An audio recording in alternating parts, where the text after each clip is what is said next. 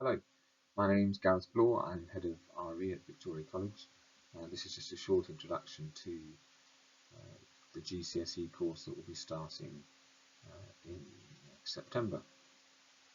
The first big thing is that it's now a full GCSE option. We've made the decision that we think that will be a great opportunity for some students who want to opt for it to be able to get the full GCSE in RE and study some things in a bit more detail than they've been able to in previous years up to now. And all those who don't choose it will still fulfil our obligation to provide them with some religious education and some input, just in different ways outside curriculum, weekly curriculum lessons. So hopefully that's a great opportunity for some people who've enjoyed the subject at Key Stage 3 and want to carry it on for 2 more years. And in the next couple of slides I'll just give you an idea of what sort of content that might include. So the first thing is that it's an AQA course in religious studies. If you do want more detail than is on these slides, then have a look at the AQA website, and you're looking for religious studies GCSE syllabus A. The RE course comes in 2 parts. The first part is a study of 2 religions, and we've chosen Christianity and Buddhism. And the second part is a study of 4 philosophical and ethical themes out of a choice of 6. And the idea is that once you've studied all of that, it gives you a good introduction to general questions about beliefs and values, and a bit more, hopefully, an appreciation of how religion and philosophy and ethics have formed the basis of culture as a whole. The other thing I think you can hope that it will do as a humanities subject is to develop your critical thinking skills, your ability to take ideas and to take them on board and reflect on them and think about them, and then to first of all reproduce them so that you understand them, and then to evaluate them. And that seemed to be an incredibly useful and valuable academic skill. So beyond this being an academic GCSE qualification, there are lots of things that it contains that people generally say are useful for further study at A level and beyond in subjects like not just philosophy and ethics, but things like politics and sociology, but English and the media and law, and also lots of aspects of science, the ethical parts, and think of ethics, the ethics of some scientific things. It's very useful for those as well. So in terms of a balance of subjects, it's got, I think, quite a lot to offer. And hopefully it doesn't take too much reflection to see how important religion has been and is in thinking in lots of different areas of human life and existence, from artistic endeavours, of books and thinking, to modern thought about creation and where we come from, to aesthetic ideas where religious imagery is used, to the religious background in history and various aspects of general life, to sort of modern practices, particularly with the Buddhist background, to modern practices in meditation, is a very interesting thing for many people to look at and to think about. In the course we're going to study Christianity and Buddhism, because I think that's a nice balance of different kinds of religions and different kinds of approaches, and it gives a nice balance to how you think about what religion is and the effect that religion has upon people and societies.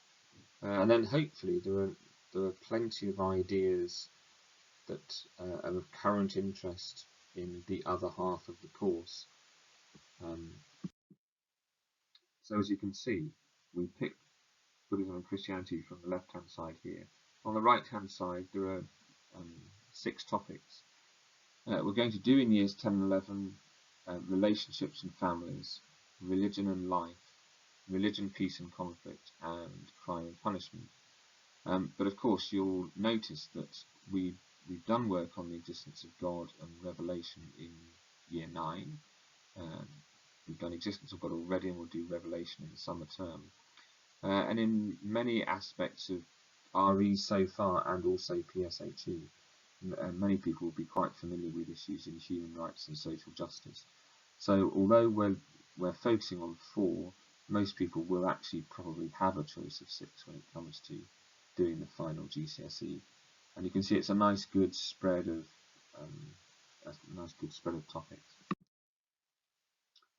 In Christianity and Buddhism, it's quite hard to give a kind of full idea of what it all contains. It'd be worth going to the AQA website and looking up syllabus A just to see whether the range of things listed on there are the sorts of things that you'd be interested in.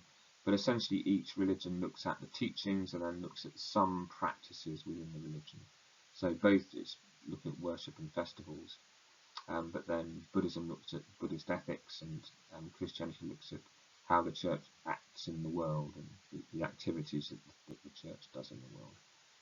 We've already done the key beliefs and Jesus Christ and salvation in year 9, but of course we find time to go back to that again and to revise it again.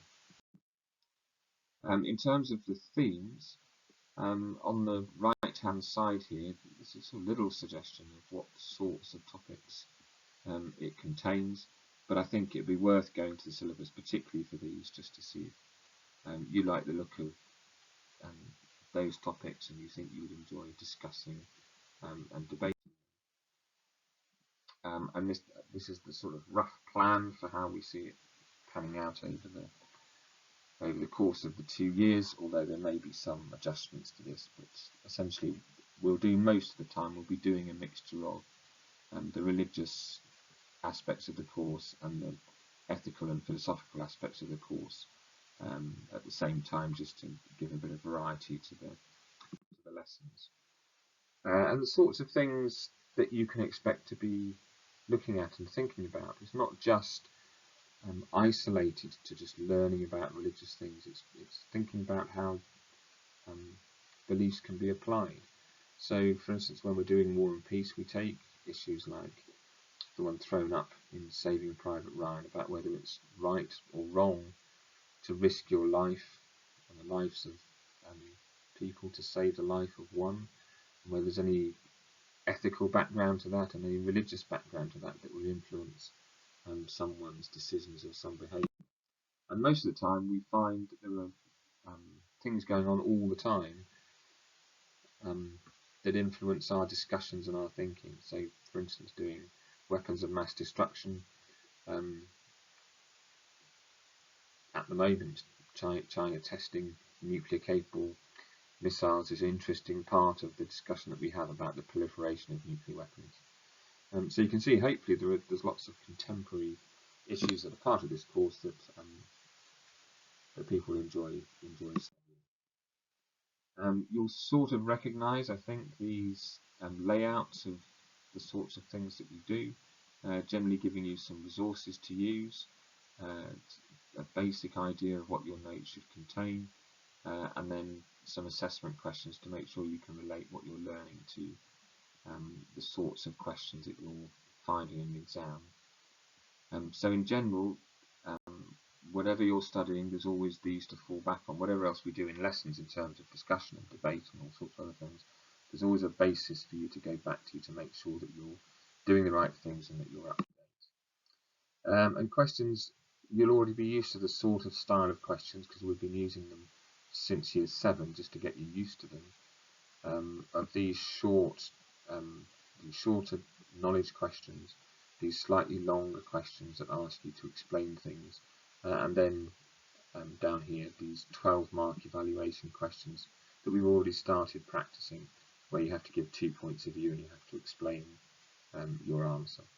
So essentially you've got to do one set of those for each separate section of the course over the course of 2 exams. So hopefully that's been of some help. If you have any further questions or queries, have a look at the AQA website. It may be able to answer them for you, or do get in touch with one of us, and we'd be only too glad to help.